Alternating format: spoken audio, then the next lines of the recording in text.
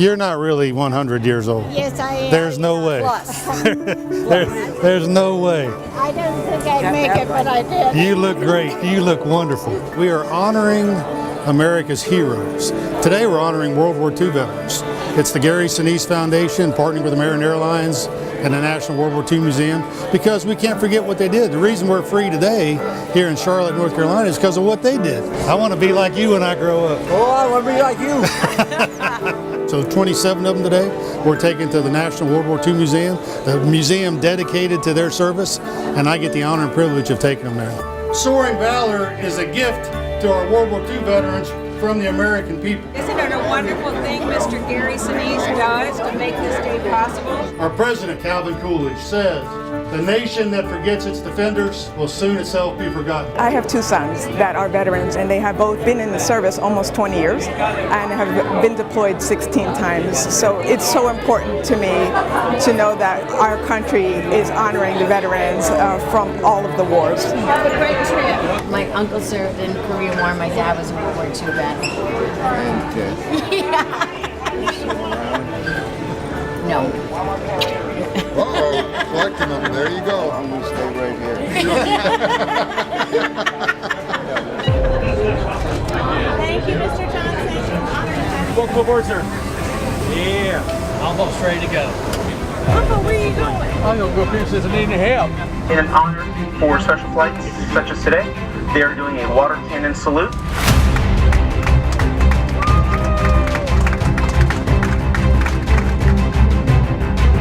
Chicken okay?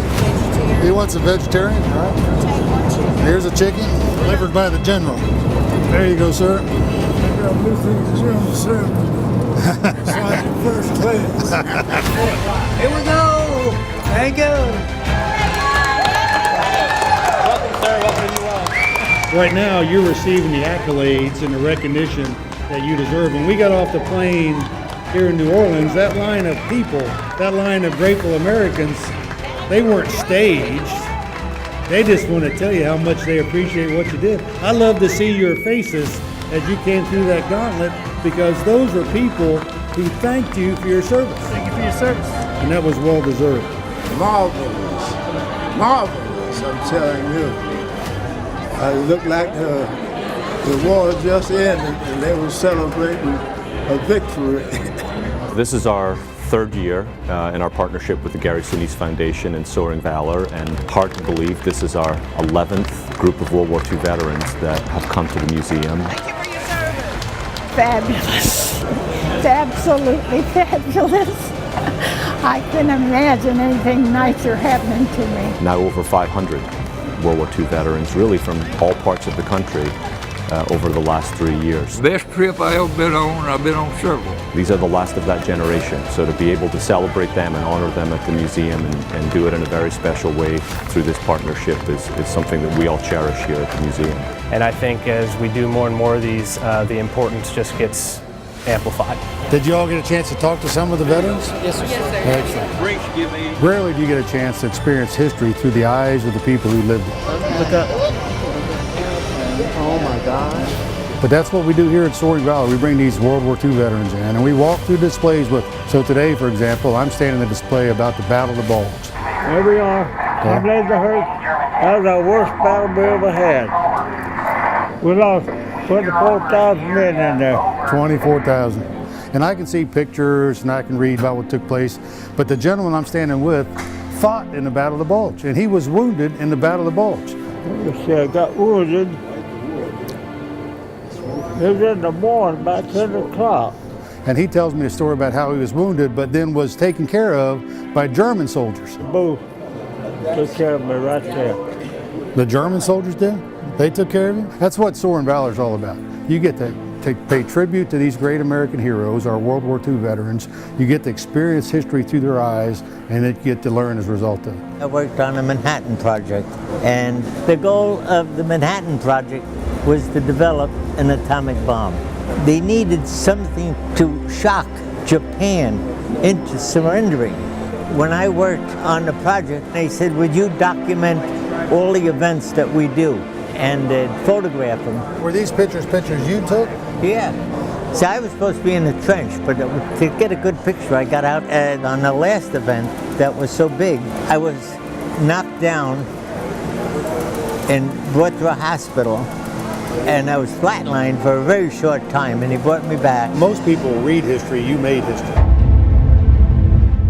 I think this museum is important for the city of New Orleans, for the state of Louisiana, and for the fabric of our country. I taught pilots how to fly when they could not see the ground and they did not know where they were. To honor these folks and to teach the future generations, the up-and-coming youngsters, exactly what these people went through. It was a very stressful thing because you knew you were sending these boys out and they were going to be in danger, and we were told didn't matter how good or how bad they were, we had to pass every one of them.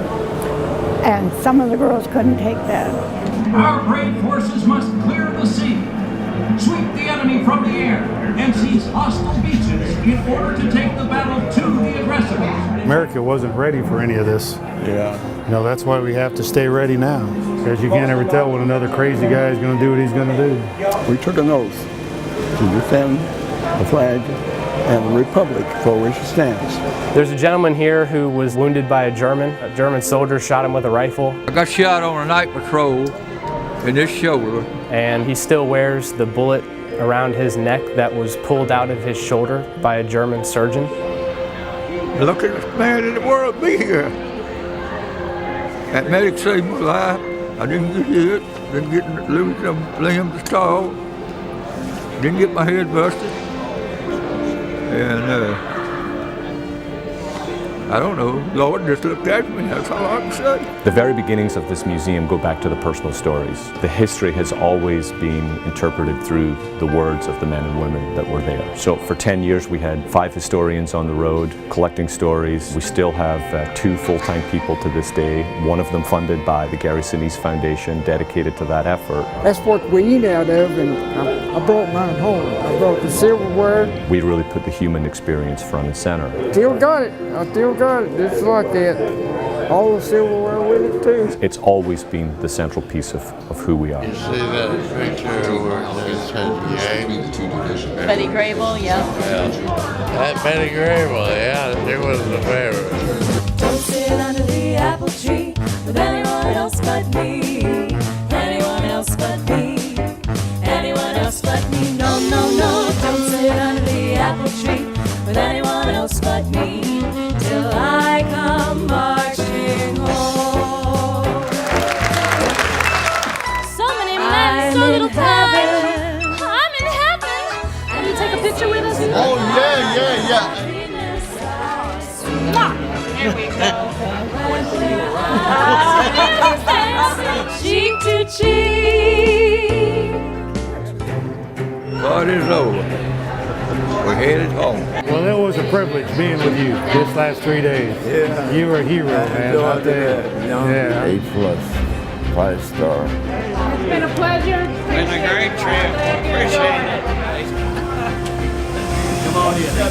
Watch your step. Good job. I remember as the 2-star general, standing next to the private, waiting for letters from home because it was so darn important. So members of your family and your friends wanted to write you letters to tell you how much they appreciate you and love you. So I get the privilege of conducting mail calling.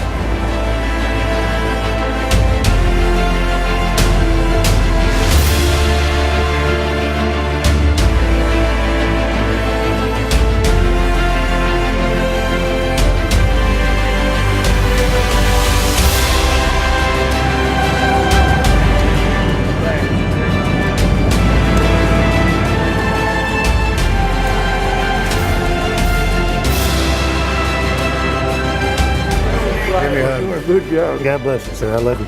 Thank you. I love you too. You ain't fat, but you got a close. Do you catch that? He says you ain't patting, but you're close to it.